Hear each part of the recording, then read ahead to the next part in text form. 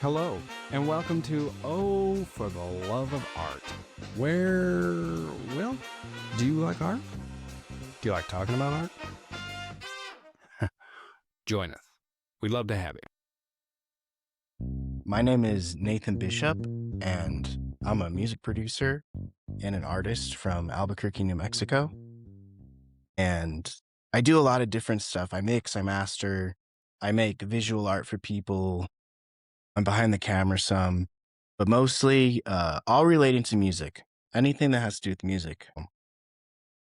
As creative as I can get it, also I prefer, because I started, initially when I started getting into music, I was kind of playing the piano and playing the guitar, and I thought I was going to be making instruments. And so I've done a lot of guitar repair Making work. the physical instruments? Yes, yeah. Tons of making guitars and a lot of guitar repair work, speaker and mic work. And so I don't like to do as much of that now. So I'll reference someone, but I know how to do it. So I try to keep as creative as I can. Yeah, compared to what I do now, which is a lot of creative work, it's a lot more fun working on the creative stuff. And a lot of it is free form, and the artist will come in and they'll allow me to just write music for them, like whatever I want. So that's a lot more fun than fixing speakers. So let's assume that our audience knows nothing of what you speak of. So when you say that an artist comes in and you write music for them, what do you mean? Like what type of artists are coming in? Yeah, and I guess I could back up even more if you want. Sure. And I could start at the very beginning. Yeah. So my music journey is interesting because it's kind of been happening my whole life in a way. But I was adopted when I was 3 years old, and my family that I was adopted into is really into music. And I heard they were jerks. Grew up listening. Let's for the audience here, Nathan is actually my brother. So he was adopted when he was 3 and I was, I think, 12 or something. Yeah. Right. And because of that, I got to watch Sam and my older sister playing a lot of piano, and piano in my family is kind of an extracurricular thing, I guess. It's almost like schoolwork, or that's how I looked at it. And it's something you do after you're done with your schoolwork, but it was essentially studying. And I didn't look at it as something that was enjoyable or fun. But I saw my older siblings playing. Sam played a lot of jazz, and you played a lot of Snoopy. Yeah. Charlie Brown, Vince Guaraldi was the composer. Right. Yeah. But I thought that was really cool, and I was impressed. And I would hang out with the piano teacher at the time, Chuck, and I would kind of see what they were doing. And I remember thinking when I was really young, Sam would be playing music in the car, and I'd get to hear a little bit of hip hop, which my parents didn't really listen to. And I would always think to myself, I could add this, but if I was doing this, I could do it this way. And I think we were listening to Eminem. It was the first time I thought that. Yeah. And I was thinking oh, this is really cool that they put it together this way. I wonder, but I would add this here and I would do this. And I was young, maybe 5 years old. And so that's kind of where it started. Interesting. That's right. Yeah, and since I'm the cool one that. Oh, yeah, a huge inspiration because, well, both of you guys were, but Sam was also super creative as well, just in general, with all types of art as he is now. But it was a really big inspiration, and Mom pretty much forced us to do it, though. The whole music thing. At least me and Ian. She forced me to.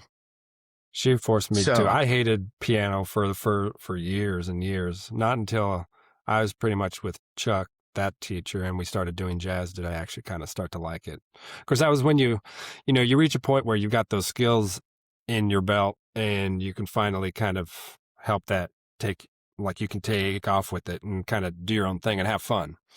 Right. Yeah, but that took years. Yeah, getting the fundamentals down isn't fun for any type of music. Honestly, I'm not going to lie. Scales and more scales. And it's boring. I'm not going to lie, but it is important.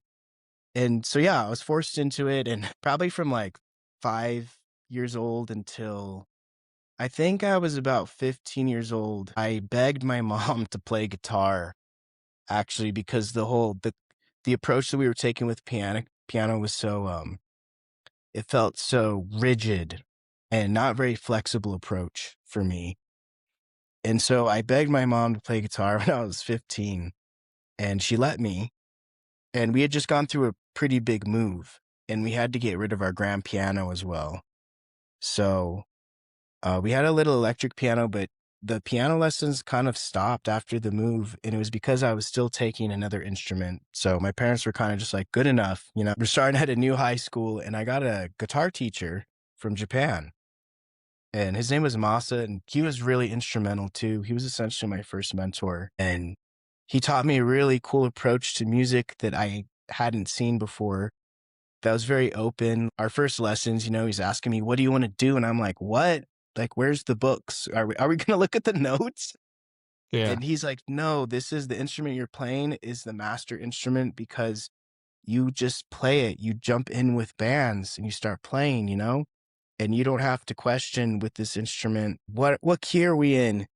What are the notes? What's the theory here? And I loved that. I love that Yeah. approach. It's very Yeah. open-minded and not a lot of Freeing. rules. Yeah. Yeah.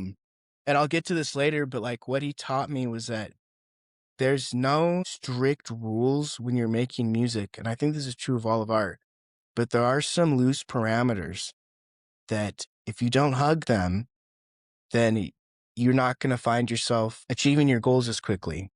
That was one thing he showed me. So you can be like super free with what you do. And of course you can be super experimental, but one foot is grounded in reality always. And so I took that. So I started with him when I was like 15 years old, graduated high school, and I was still going back to see him for a while. But after I graduated, I actually ended up apprenticing in a music studio. And Cool. so I got a new mentor, like officially, not just a guitar teacher, but somebody that understands mixing and mastering. And his name's Dick Orr, and he's like 70 by the time I found him, but he's very accomplished. He has a lot of stuff under his belt for his record and his experience.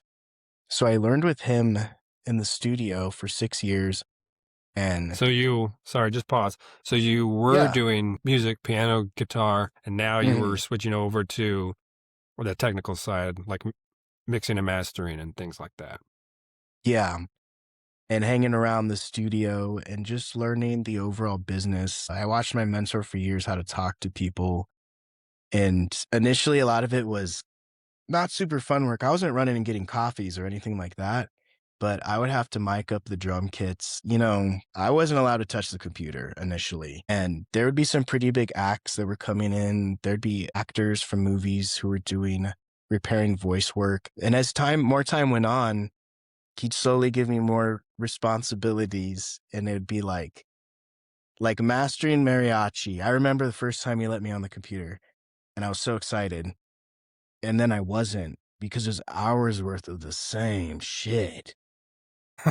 and I'm in New Mexico, so there's tons of mariachi, right? Yeah. And the specific studio I was apprenticing at for that day, it was like 10 hours straight of mariachi.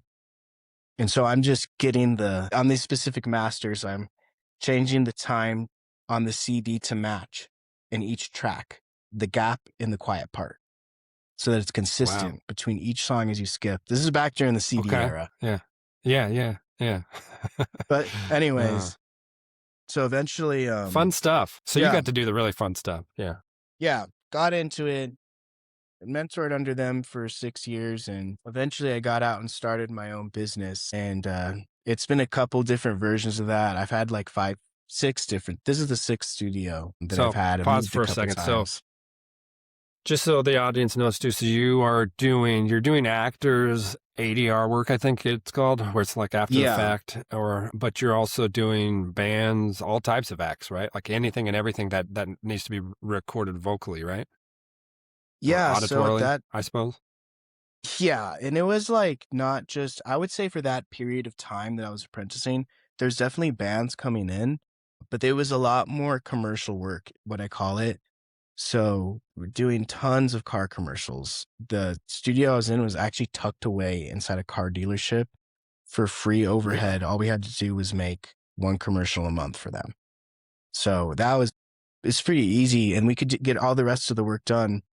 But all their friends from everywhere, from Arizona, Texas, they'd all come down here. and they'd record Wow. at this studio. And so there'd be a lot of that type of work. And we would do anything from recording the vocalists. There'd be vocal talents that come in and, they'd speak in their voice, Ford F-150. I got to talk to them Wow. and learn about voice acting from some of those people. But we'd also That's do really stuff cool. like we do engineering, like recording, of course, but we do sound design where we drop metal onto pallets and that'd be like the clang. So I Kind of got like all the different Foley types work of or whatever. experience. Yeah, lots of Yeah. Foley at that specific studio. So yeah, there's a lot of actual commercial businesses coming in, lawyers, dentists, and they'd be asking for anything from backing music to write the music itself to actually having like the owner of the business would come in and they would a lot of times awkwardly, because they'd be representing their business, but they wouldn't be voice talents. Right. Right. They'd be Yeah. uncomfortable. So Yeah. I they'd get it. kind of awkwardly be presenting their business. You know how you see local Yeah. commercials sometimes, or, Come we into our dental studio. And so yeah. bad, man. But they would be the businesses that could afford to pay at John Right. Wagner, which it would be from like a band would be 300 an hour, but the commercial businesses coming in would do 800 an hour. So, Wow. Yeah. and sometimes the commercial businesses would be Universal. Um, so it would be any big company Universal as well. Studios. Exactly. Okay. Yeah. You got So to work that's what I with mean.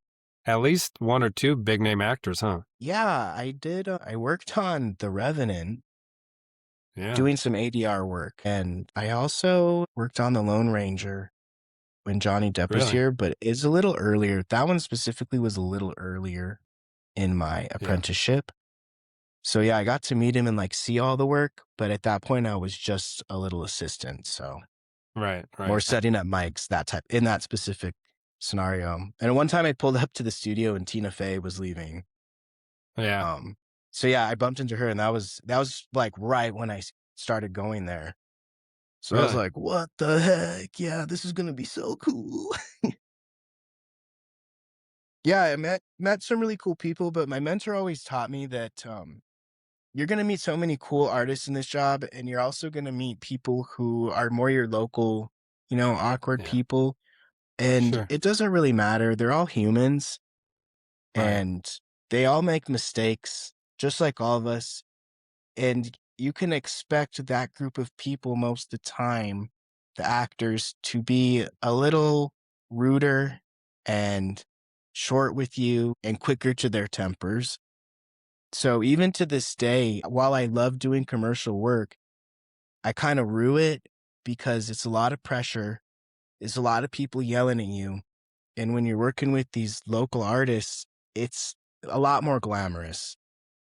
They're telling you how much they love you. And so even though it's less money, it's like night and day the way you're getting treated. On one side, you're like on the bottom of someone's boots, and on the other side, they're really actually kissing your ass. Hey, what can we do? How much do I need to pay you?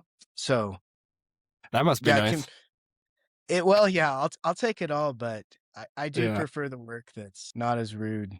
So For yeah, and this sure. job can go both ways. I got to see a lot of that. I got to see my mentor treated, you know, not the nicest from people in New York or in LA, but that's part of the job sometimes. So Yeah. you'll be I mean, getting they yelled obviously at one liked his work. session. Yeah, Yeah.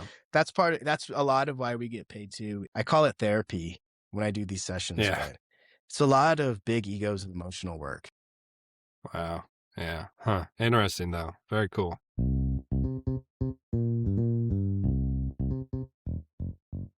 But yeah, that's essentially how I ended up here, running my own business, running my own music studio, and Yeah. Tell kind us of a little bit evolving about that that. Like now. what pushed that decision? Because you graduated from this apprenticeship program, right?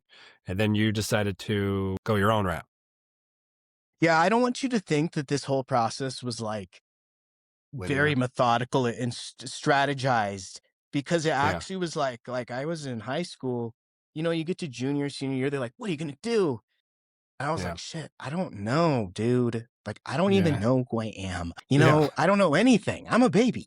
So when everyone started asking me that, the only thing that I actually knew how to do was the shit that mom forced us to do, which is piano, and I had been playing Yeah. guitar. And so Yeah. kind of on a whim, I'm starting to tell people I had recorded on my friend's garage band at the time, like a couple times.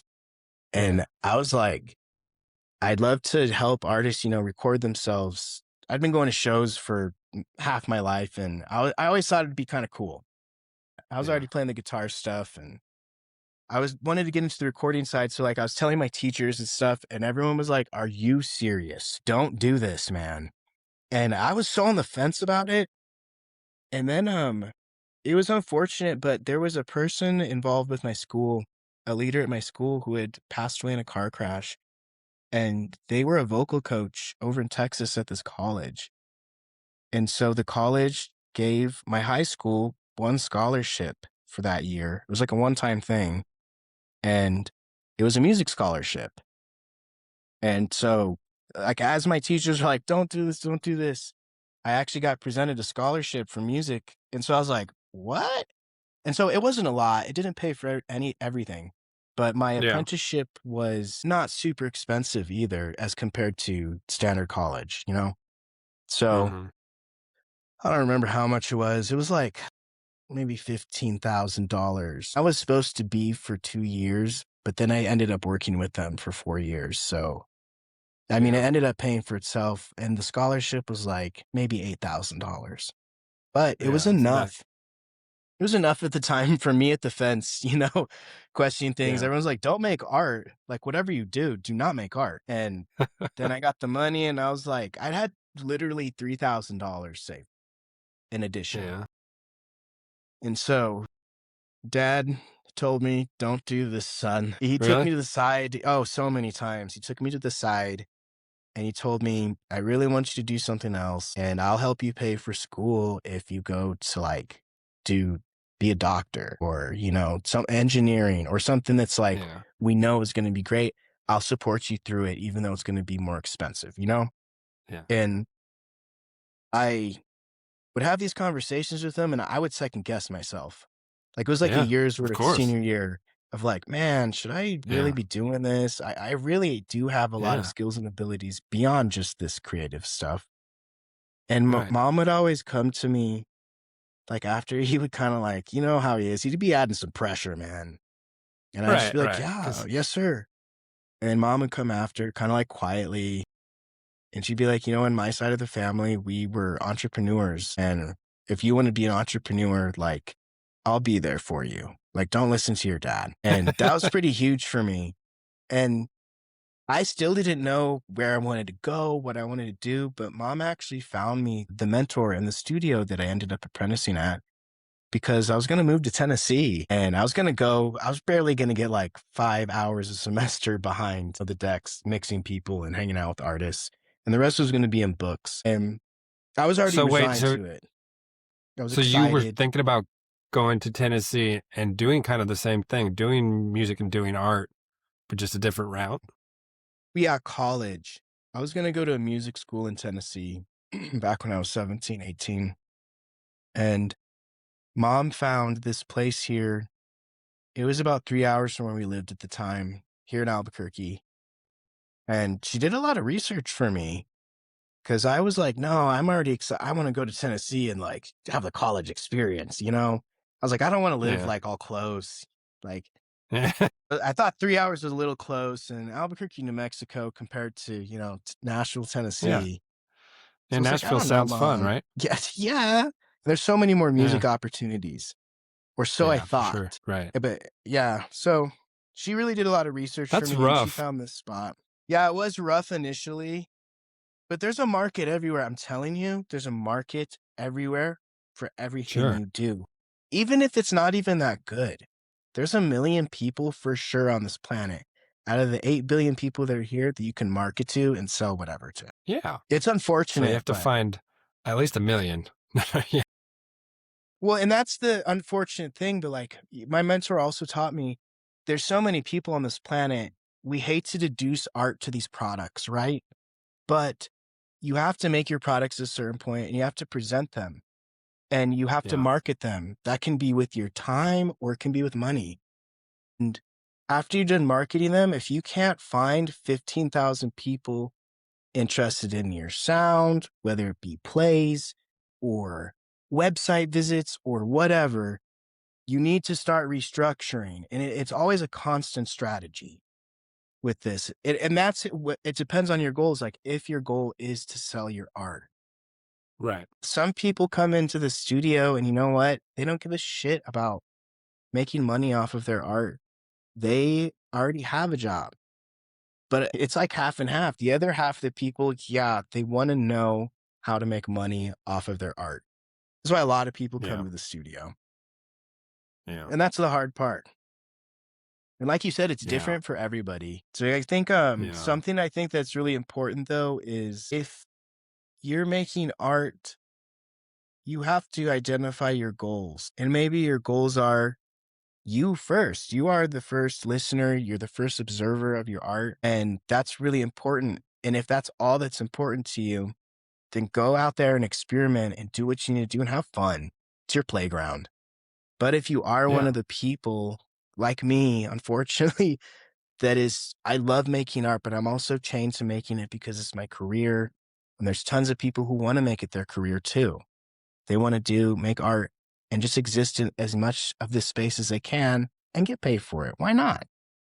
So you have to identify your goals. And at that point, if you're in this party I'm talking about, you're a business. Whether you want to admit it or not, you're a business. So some things, of course, there's no specific route, right? But for every business, there is a very simple route. And if you're not acknowledging your goals and seeing that, and you're not treating yourself like a business, then you're probably not going to make any money off of your art. And you can once you start acknowledging that.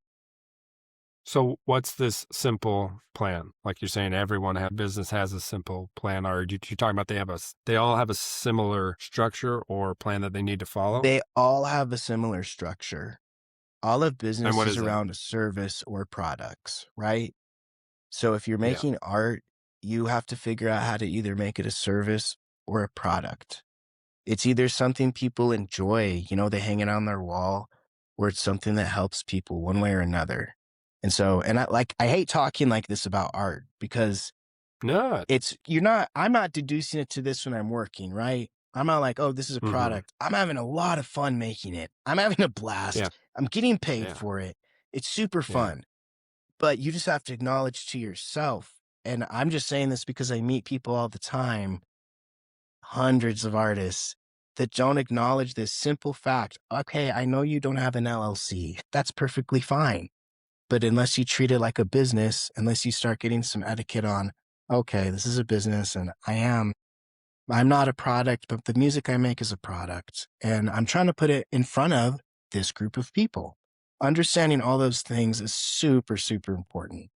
Otherwise, you'll feel like me for years, I felt like I'm dead in the water. The shit doesn't make me any money at all. I love to do it, but is this realistic actually? And until I had people come in and tell me these same things. So it's human nature. But until you just hammer it into your skull, this is what we're doing. We're making products, right? And we're selling them. And that's what we do every day, baby. Then this isn't for you, And you can still do this, but it's just hard to make money off. Yeah, because you look at I come from, of course, painting. So you look at the painters of old, the famous ones, like some of the most famous, Van Gogh, say for instance. He was just doing whatever he wanted, basically. Unless I could be very ignorant and not know this, but from what I understand, he was off doing his thing. His brother was his, paid for his lifestyle, which wasn't that much. And in fact, I think part of it was in a mental health institution. He was poor when he died. But funny you should say all that because, I think Van Gogh died. And then his brother Theo shortly after died. And then his brother's wife was actually the businesswoman. She was the one that realized what she had and what she needed to do I think I heard, someone can correct me if I'm wrong, but she had all of these Van Gogh paintings in her house that Theo, the brother, had collected.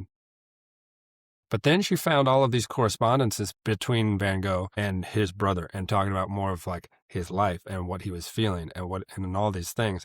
And so I think when she turned that into a business of marrying those two and then presented that to the public and then having these shows with his art and these correspondences and all these.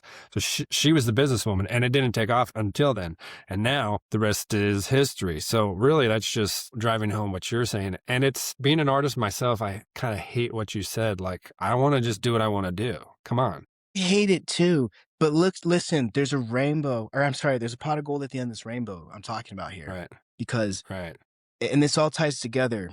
Like, I was actually thinking to myself, I've wondered a lot, how do these philosophers just sit around and, like Aristotle had time to build these schools and everyone's listening to him and all this stuff's Yeah. going around, right? And even artists, right? Some of them were broke, but some of them weren't.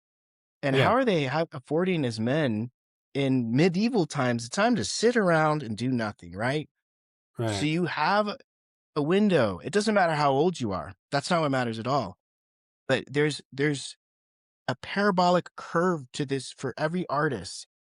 And in the beginning, you experiment and you test and you see what works, right? And that's what I'm saying is your first window. And inside of this window, you aim to be perceived. You aim to impress. And honestly, you're not going to make any money. And the more you can be perceived and the more you can impress, the smaller this window becomes. For me, it took me like years to realize this, but you can do this pretty quick, depending on your goals and what your business is. So you use that window, you jumpstart your career, you're perceived. Once you gain that trust as an artist, you can live like these philosophers. And it just hit me like last year and a half, I am actually living like this, where people walk in with a couple $100. They're like, you tell me. I just had a session where I didn't make anything at all. Got paid a couple hundred to talk. So it's like, I'm starting to realize, dang, you can achieve this stuff. You can do what you want. But if you can't just for a little bit, buckle down and focus on not the art. And I know this sucks. I know we want to make the art. Trust me, I'm right there with you. That's all I want to do. Yes. But you can actually get yourself to a point where it's very similar to going to college. You're going to have to sacrifice some of your time and you are going to have to invest into yourself as a business because that's what it takes. And then once you start gaining trust and repertoire with the right people, you can sit back. Now the machine's already built, right? And so I don't want anyone to think that it's just nonstop, like we have to toil and we have to stress. What I'm suggesting is we create a machine and it does the work essentially. It's a relationship thing. You have to step back at a certain point, as good as you are, and realize that people who are way worse than you are being successful. And then you have to realize this has nothing to do with your art. Unfortunately, there's enough good art out there. So the thing that's lacking here is your relationships with people, most likely, your business acumen. And I still hate it. I'm one to talk. I'm growing every day, every week. I learn something new because I spent so much of my life focusing on being creative. But humans aren't really lacking creativity as a whole. We're lacking discipline. Now, at least that's true for me and the artists I work with. I work with all different No, types of that's so true musicians, when you but think about it. No, I think you're right. I mean, because there's so many artists out there. I look at my world, the only world that I see that I'm looking at really is Instagram, because that's my main marketing area and where I see things. And there's so many artists in the world trying to make it. So yeah, that totally hits home. That's something that I've been coming to grips with a little bit slowly over the past couple of years is, okay, stemming from what I said earlier, how I tend to want to say, I want a 5-step program. I want someone to tell me, okay, you want to get to this goal, then you do this, this, this, and look like this and do this. And I don't think that's true necessarily. I think you have to be I think in this vast ocean of creativity that you're talking about, there's so much creativity out there and art out there that in order to make yourself marketable, you don't even really have to work at it too much. You just have to figure out who you are. You have to figure out what your thing is and just be you, because that's the thing you're going to do best, and that's what's going to make you marketable. That's the thing that's going to hook people in. And how do you maybe augment that, and how do you market that, and how do you make people want that, and how do you make it available to them too? Right. Because I Yeah, and think the temptation for a painter like me is to just be like, well, I just want to paint, and then I'm going to charge thousands of dollars for these paintings. All right, like maybe for some people that'll work. I'm not being down on that at all, but at first you might have to like do some cheap stuff, do some stickers, do some little prints. I don't know. Anyway, but I totally get you're right. You're preaching to me, basically, is what I'm saying. No, and I preach this to myself and everybody else too, because this is why I had these mentors. It was preached to me and from their mentors too, and that's why I think it's important. Once again, relationships. But I wanted to comment on what you said about marketing, because we're talking about branding, marketing, being presentable. You know what? So many of us, me included, don't really post on social media. But I think there's more. If you're thinking when we talk about branding and marketing is just exclusively social media, while it's really important, I don't run my business off of social media. And I just wanted to explain that for some of like the older generation like me or older who might not always be freaking posting, right? Because we're working, we have shit to do. Absolutely. Right. Yeah. But absolutely. Once again, branding, relationships. At the level where I started, it's a grind. I'm not going to lie. I call it a person by person war. It's a battle. But I'm not thinking when I'm starting off, I want to cast this huge net. I'm just trying to get one person to mess with me. And then after one person messes with me, I'm trying to get a second one. And this taught me something really important. You don't have to do the branding yourself. And it actually is way better if you have a voucher. Someone tells their friend about how cool I am, they're going to believe them because they trust their friend. If I tell you how cool I am and you don't know me, that's actually corny, right? Well, cool. You think you're cool. So you have to think of that with your business too. And that's how I market myself. Yeah. When you have someone vouch for you, it's a big deal. And I'm not out here posting on social media all the time, but consistency of work is important. And that's probably what Van Gogh was doing, and probably any artist ever, whether they were getting paid or they just love to do it. That's one thing all greats have in common. Their consistency of output for whatever their inspiration was, it was going 110%. They were so enveloped in what they wanted to do that they figured out the little nuances of this and that. Maybe it's for work. Maybe it's because they just gave a fuck so much. But I think that's really important too for branding. If whatever you're doing, maybe you're painting a picture, right? And I have a friend, Judah. He does something similar to what you do, a different style, absolutely, but similar approach. He's trying to figure out how to sell his art, right? And he sells those bitches for so much. Honestly, I'm like, dude, these are overpriced. But he does this thing called Art Walk. And I'm so impressed with him because you know what? The painters have it the hardest. I'm over here in social media, digital stuff. The artists are sending emails. They're young. They keep my business young. But Judah's over here selling paintings. And so what does he do? He finds this thing called Art Walk. And it's just once a month on the first Friday of the month. And in this area, basically people walk around this downtown area and people just put up their tables. And he has been doing this for a couple of years now. And he managed to pull hundreds every time he did it. And he managed to get his name into the community. And like I said, it's a person by person war, right? He's not out on social media like super crazy either. He's not paying for promotions. I'm really proud of him. He got his first studio in addition to the house he's sleeping at, right? He opens up his studio, but he only has 2 months rent. And so he's a little nervous, like all of us who got bills to pay. What are we going to do? Hey, is this a good idea? We're selling paintings, right? People don't really want to buy these. He's been successful, but the most important thing was he got his name out there. He sat. Yeah. consistently, he didn't keep painting the same pictures over and over. He made prints and sat there consistently and played the same play over and over for 1 or 2 years. Now he's in his own place. Now every first Friday of the month, at the point he's at now, he pulls a couple $1,000s just from that Friday alone. And I'm telling you, he's an incredible artist, but I'm telling you, I watched him in his own way realize what we're talking about here is that it's not about your art. It's the shittiest thing to realize. It's about how good you are. It's about how you move, how you present yourself. Are you going out there and making friends? Are you connecting in your community? Even on social media, you know what? Maybe you're antisocial. You don't want to go to all these events. You have anxiety. That's okay, but there's always a way. There's always a way. And there's a lot of different stuff we should be doing, of course. But I think we all know what we should really be doing. And I don't know what that is for you specifically, but like you have a list of things on your mind right now that you know you need to take care of with your house, with your family. And when it comes to your art too, of course, you have infinity of things you can do, but you know the next responsible step. You do.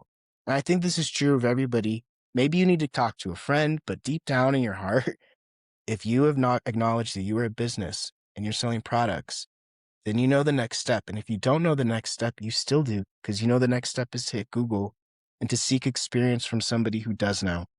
So you do, you're holding out on yourself, I think. Like if you are telling yourself, there's no real way forward, that's why I say it is simple.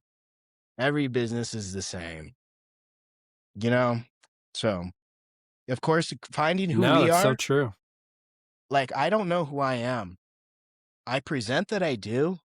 I present that I know everything, but that's not true. We never know who we are, right? But if you're out there as a business, also like, you're like, I don't know if I'm ready yet. You're shooting yourself in the foot. I started making money off this when I sucked so bad. I told everyone I was a producer. And while I may have had some equipment, I was horrible. But I was really good at getting people to come and hang out at my studio. And that's what made my studio the best. And that's what gave me the opportunity to be the best. So people, it's always relationships. Well, I have another. Go ahead. No, go ahead. Oh, I have another scenario because I was saying it's a person by person battle, but you never know how close you are to actually popping off. Maybe you need to make that $1,000 extra. And I'm not going to lie, there's plenty of years I sat and this didn't happen, but it's because I didn't realize I'm one person away from a millionaire.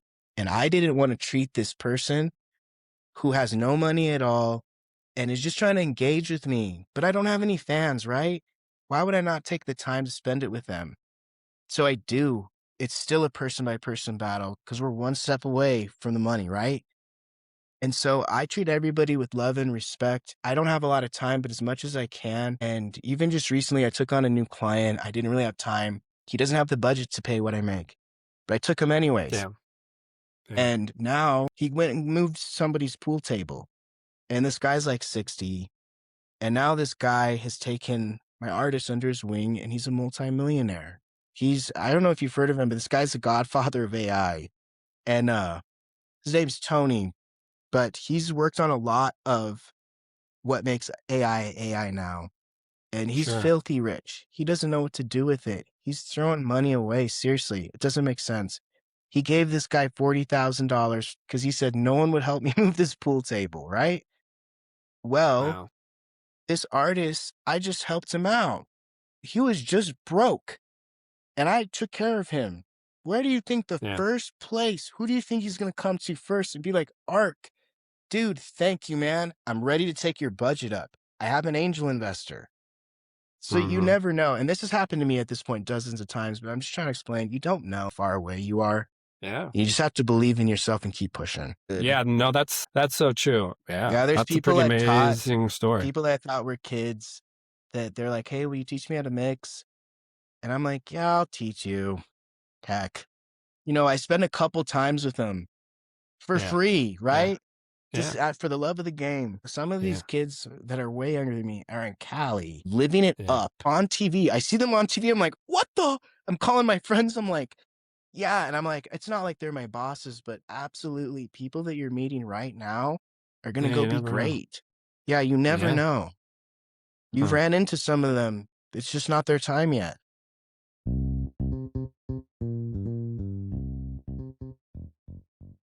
Well, I guess let's talk about, because you just mentioned Ark. So far in the podcast, we know you as Nathan Bishop, right? So who is Ark and what is Arked Music? So Arc Music is my music studio and it's kind of my brand. And I'm Arc. Everyone calls me Arc. So Nathan's my government name. That's what we say. But honestly, no one calls me Nathan because no one knows my name is Nathan because everybody calls me by my producer tag, which essentially is your at on Instagram, right? It's something Yeah. that gets shouted out before the beat or the piece of music that's played. So it's become pretty popular as I grow my business. So my tag Yeah. is Hey Arc, turn it up. So I'm just Arc, Yeah. but my official producer name is Hey Arc, turn it up. And the artists are always asking for it on their beats, and they call me Arc as well. Nice. Yeah. So yeah, I didn't that's my realize that. stage Cool. alias. Yeah. Yeah. So It's crazy because when what? I hear Nathan, it's kind of a trip. Not from you or anyone in my family, but if I hear it out in the city or anything, it's really weird because Huh. everyone knows me as Arc. Really? Everyone, huh? Huh. Absolutely. Yeah, that's funny coming from my side of it as your brother, where I'm used to you being Nathan. And No, it is. yeah, It's if a trip. people So my if old people friends will were like, laugh at me and like make fun of me, but I'm like, dude, that's what everyone calls me, man. that's my It's thing now. grown out Yeah. of my control, honestly. Good. Good. No, that's a good thing.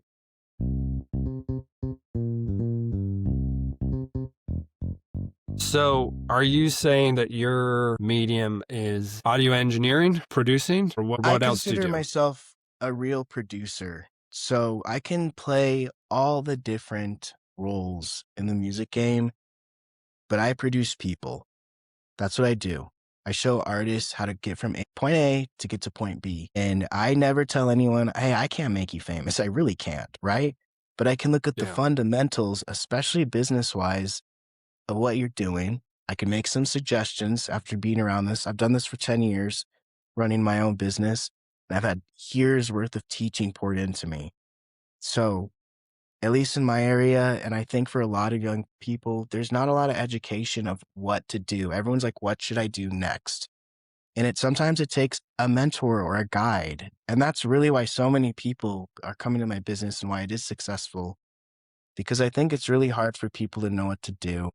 And they do know what to do. They just need someone to bounce ideas off of. They need to say their idea out loud and have it sound stupid and be like, wait, maybe I should do this, right? So like, yeah, that's a lot of it. I produce people. I can have anyone mix a track. They love when I mix it, but I love also like today I had an engineer here that I was paying for their time so I could just sit back and actually work with the artists on their vocals. Sometimes I need vocal coaching, but like Yeah. I see myself as the overall image, the Okay. whole So run down. image. Okay. Run That down with this, involves all the things that you do, like on that you could, like if it like, was I on know a there's list. probably 10,000, but at least start listing off a few things. What do you do? Okay. So I play instruments, I play guitar, I play piano, I play drums, I play all types of little instruments, like the shakers, anything a basic studio needs to get by. If someone walks in, I can play it basically. If you do have a weird instrument, you can bring it to me, I can figure it out. So I play all the instruments. I record people. I have a space for recording. I write people's music for them, be it the melodies or the lyrics. I have the space to record. I mix and I master. I do a lot of sets. So whenever someone's going to perform, I'm the person who prepares the set. So if you're going and you're playing on big speakers, like 1,000 people more, you probably want to send it to me in my town. Otherwise, that shit's getting blown out, right? I do other types of sets where it has to do with visuals. I set up the lights on the stage. I communicate with the sound people. And for medium and bigger level artists who are performing to a bunch of people, hey, this is what I want the sound to be like because they're my artists. This is how I need it. This is how I need the lights. this is how we want the set designed exactly, right? Because they're my artists and they're trusting me, they're paying me for it as well. So that goes down to the design. If they want dancers on set, I can source them, right? If it comes to anything set design, booths, I am mostly acoustically trained originally. So my mentor has a master's degree in acoustics and design. Although I know how to do all this other stuff, I spent 6 years with this guy and I know how to set up rooms.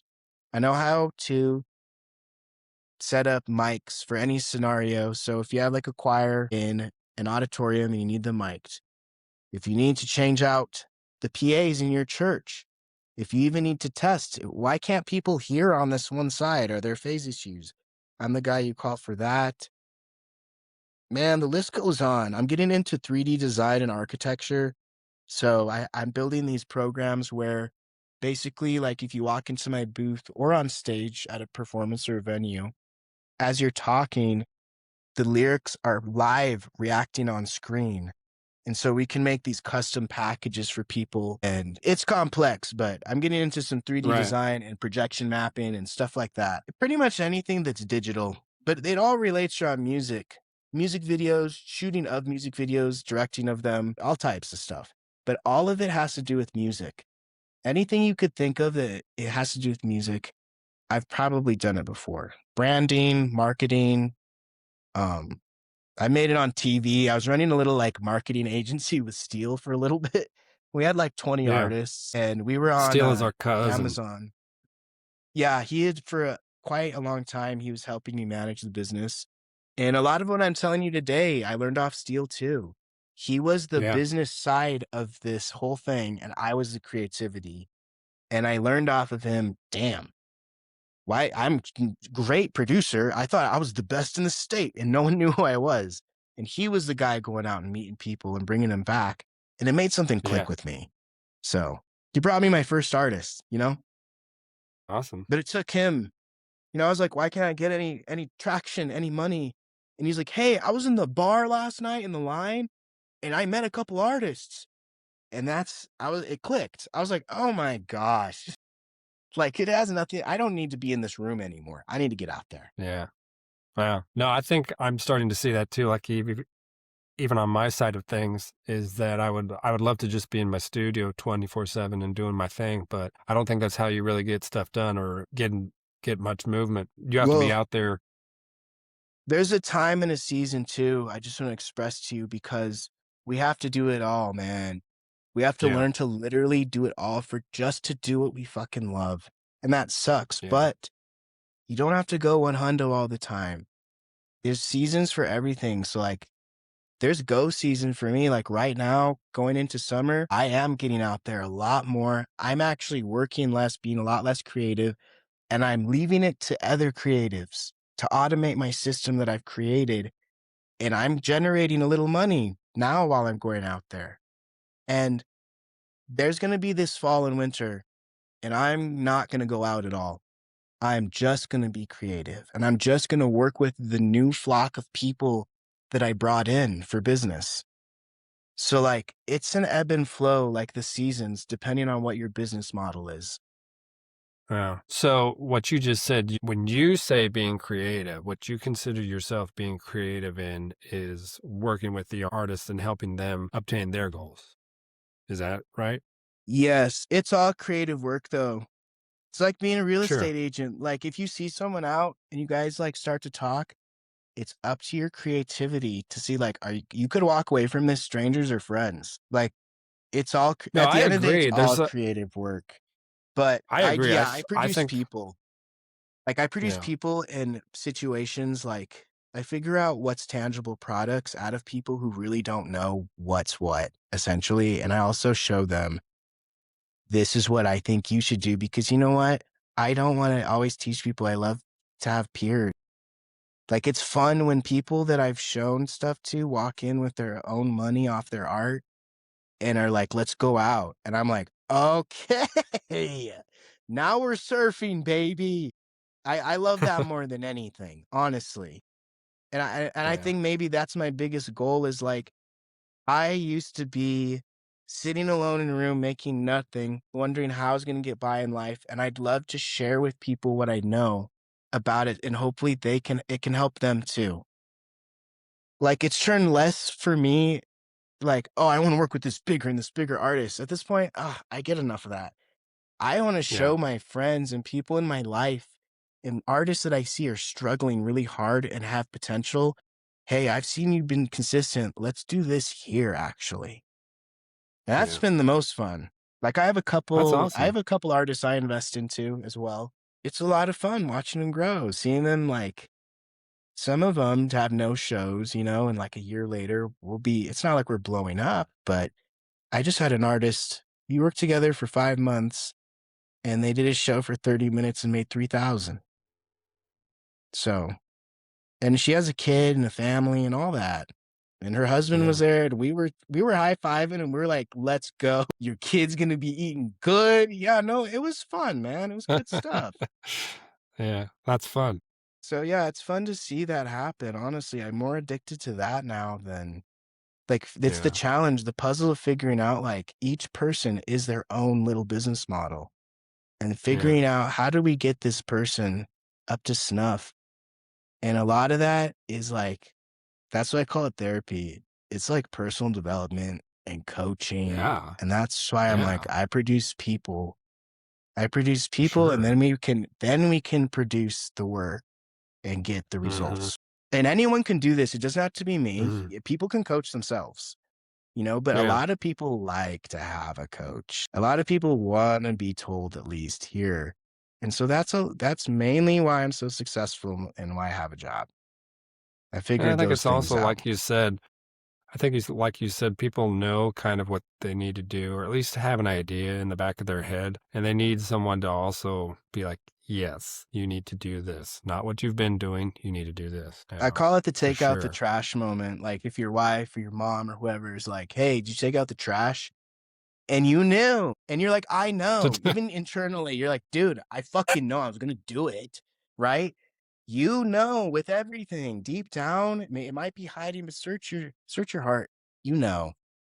We all know what we should be doing, and we're avoiding You it. should you should be taking out the trash, and you're not doing that. Yeah, we're avoiding all so much stuff right now we're putting off that we We need to do when are. we know what it is. And we make excuses like, "Oh, I got this going on." And like you said, there's ebbs and flows in different seasons, and I think you gotta be easy on yourself to a point. Like, you gotta be realistic more, I think. At Yeah. least I'm thinking about myself. You're not gonna jump and well, you might, but necessarily, like, in the next month or 2 have 2 shows. Like, no, you're gonna That takes outward start just by pressure getting your from someone for sure. Yeah, yeah, like me alone with no outward pressure, it took me years and years to figure out how to make a sale, to figure out how to yeah, even make something at all that people were interested in. Took so many losses yeah, and tries. But I yeah, think too, that's why people are so important, man. You are going to jumpstart your time, you know? So if you can meet the right people and you can get around the right people, even if it's, like I yeah, said, one by one battle, you pick up this nugget of knowledge from this person. So and so was doing this. I'm not going to copy them, but I want to try this technique out, right? So it's all about information and knowledge and the trade of those yeah. things. And if you Well, it's can't interesting access those because things, you're not on the knowledge highway. You're mhm, staying stagnant in these pools where like you may know a lot. You may be the fastest runner in the world, faster than Usain Bolt, but if you're stuck in the middle of nowhere, we won't know. yeah, yeah.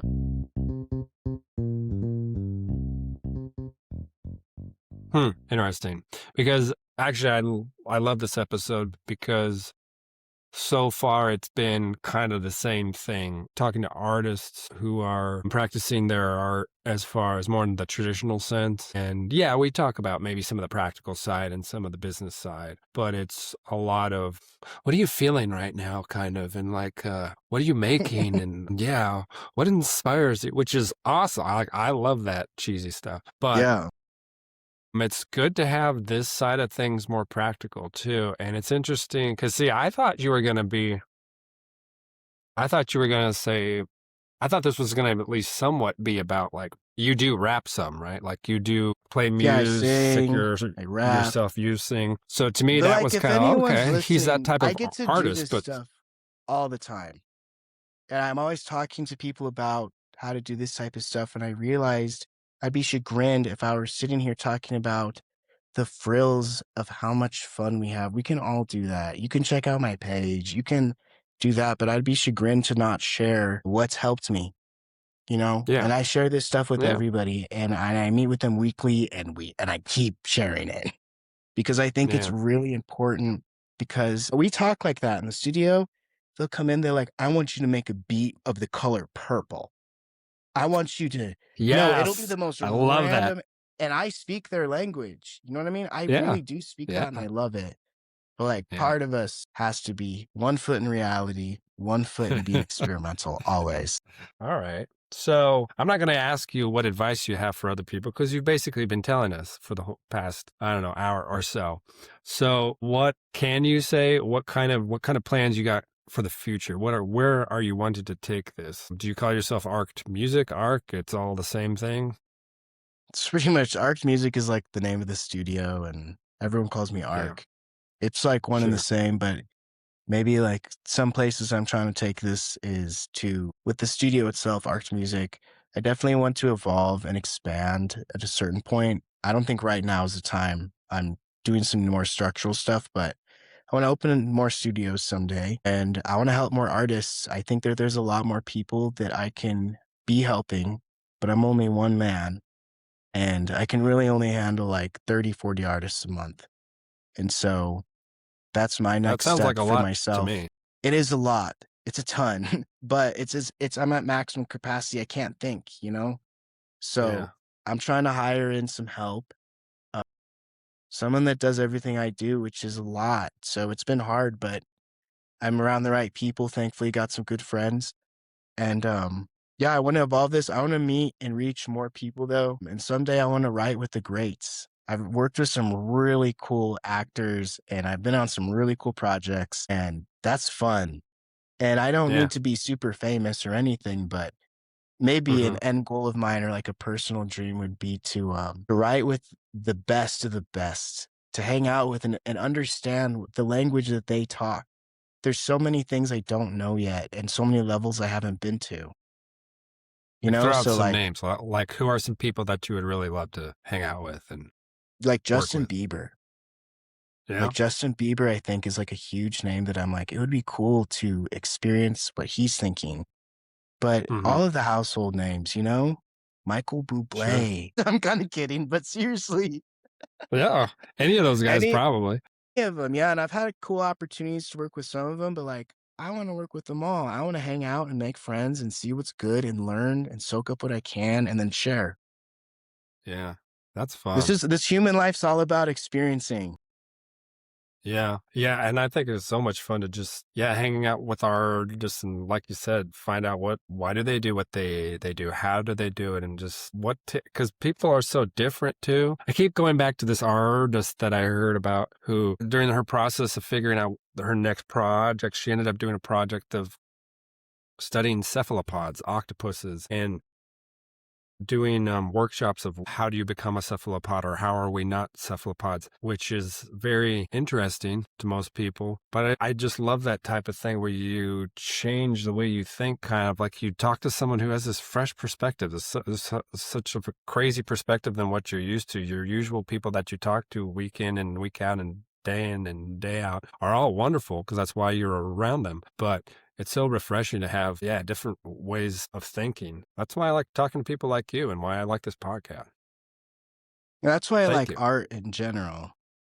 Yeah. Is the more new neural pathways you're opening up, I think the more you're going to enjoy this whole thing. If you're still in the same neural pathways, doing the exact same stuff you're always doing, you can't expect growth because nothing's growing at all, not even your brain, you know? So And that's hard to kind of, in this post COVID age and social media and AI and computers and our phones right in front of us. And we have to push ourselves. We have to push ourselves even to do, and I'm not talking about huge things. Not everyone has to sell everything they have and move to LA or Nashville or wherever. Yeah. But I'm just talking about like, I don't know, like pay for that $20 subscription to do that thing that you've been meaning to do Yeah. for forever. And since you paid Yeah. $20 for a month, it's going to force you to do it in the next month. So, like Yeah. just little steps. I don't know. But that's sometimes hard for people, especially like I feel like me to actually do. But You then know you what I always become say forward. though? Like, we can rationalize it down because I do this, we all do this. Yeah. Yeah. And like, I don't want to go on a run. I hate running. But like, no, seriously, but I can run for 1 minute, right? Right. And Right. so I'll go run for 1 minute. And then once I'm running for the minute, I realize I was BSing myself and I'll just do the full run. But I think Right. this is Right. true of everything. And I like to think like, okay, in the modern age, you're 100% right. We're losing our time. Everything's boom, boom, boom, so quick. But I always say, like, the internet actually does help us. Maybe you don't have the Mhm. physical time to go do whatever, but going and checking your website you set up real quick, or checking that post that you did, the analytics real quick. We're not digging ditches here. We're talking about 10 Right. seconds. So, Right. and I think it No, it's doesn't true. have to be, you don't have to give your whole, this huge sacrifice to be consistent. You can once a week check that thing, see how it's doing, make the art once, check it. Think about it for 5 minutes at the end of each day. That's what I mean. That's real consistency. And that got me here. It wasn't by working super hard. It was by being consistent at my slow ass steady pace because that's all I can afford, And that's okay. Yeah. Yeah, that's so true. It's funny that you mentioned that, like I can run for 1 minute. That's because I've kind of told myself the same thing at times, sort of like, I don't know what it is. Maybe it was even running too. Like, oh, I don't want to work out. Well, at least do something for 5 minutes. And then once you do the 5 minutes, then it's like, okay, I'll do it for another 5 minutes. And then once it's, then you do the whole half hour or whatever. But that's totally true. I think if you're struggling with being overwhelmed, I think it's good to just do the smallest chunk that you can even think about. That you yourself would probably poo-poo it and be like, oh, that's stupid. What, that just doing that? Well, do that because you're not even doing that right now. So do that little thing, and then And you'd that be thing will lead surprised too. to The most another. successful people on the planet, they have insane time management really well. They'll do stuff for like 5 minutes and their alarm will go off and then they're doing something else. And they have different tasks. Everyone has different tasks they've assigned themselves, but I noticed really successful people do that. Now, I'm not suggesting that, but I noticed really successful people, they just spend 5 minutes on something and they don't Yeah. be agonizing forever. And then they move on and they'll touch back on it next week for 5 minutes. You know what I mean? And so, yeah, Yep. it doesn't have to be a huge time sacrifice either. Yeah, You do for what you sure. can. That's what I do with some of my editing sometimes. Sometimes I'm like, oh, I can't edit tonight. I'm tired, blah, blah, blah. And you're like, well, spend 5 minutes. Spend 5 minutes. Spend 10 minutes. That's An all. hour 10 minutes. later. And that's, yeah. And then an hour later, you're like, oh And you're gosh, like, okay. have I done anything? Is But this better or at worse? least you No, I'm feel just kidding. That's accomplished just because me. you've actually done something. Yeah. Yeah. No, no, it's a good feeling. Absolutely.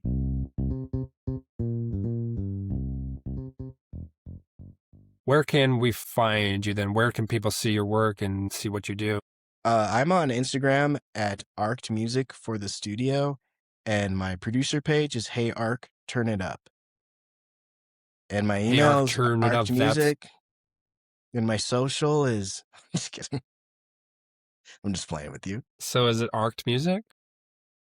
Yeah, Arked Music. Arked Music is the name of my studio page, and Hey Ark, Turn It Up is the name of my Wait a production minute, page. There's studio two page different where? pages on Instagram. Page on Instagram. Oh, okay. Yeah. So, okay, at Arked Music and at Hey Ark, turn it up. Is there any Yes. periods or anything? Or is it just all one word? There's one period, Hey Ark, period, Turn It Up, but I'm the only name like that, so I should pop Oh, up. that comes up. Yeah. That was my old person thing. What? How do you do that? How do you spell that? Wouldn't know, Sam. You can just search for that, and that'll be all right. Yeah, just Google me. Just Google either of those two things. You'll find me. All right, cool. All right, Nathan, Ark Music, thank you for taking the time.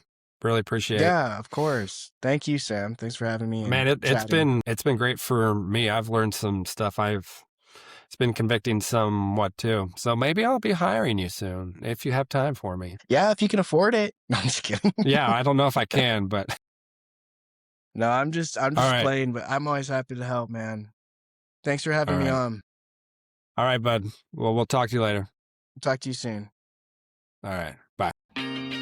Oh, for the Love of Art with Sam Bishop. Produced by Sam Bishop. Theme music and incidental music by Arked Music. To find out more, go to sambishopworks.com. If you like what you heard today, please like and subscribe and share us. Thank you for joining us.